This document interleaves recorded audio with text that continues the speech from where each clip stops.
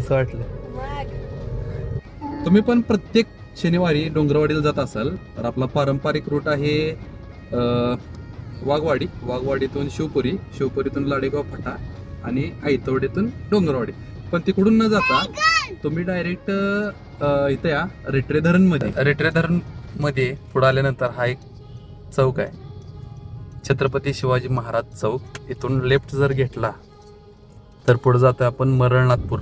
सध्या काय आहे, लाडेगाव फाट्यापासून आयतवड्यापर्यंत रस्त्याचं काम सुरू आहे आणि पावसामुळे चिखल पण झालाय. तिकडून जायला जरा अडचण आहे, म्हणून ह्या रोडने जर आला तर तुम्हाला ॲडिशनल निसर्गाची मेजवानी मिळणार आहे.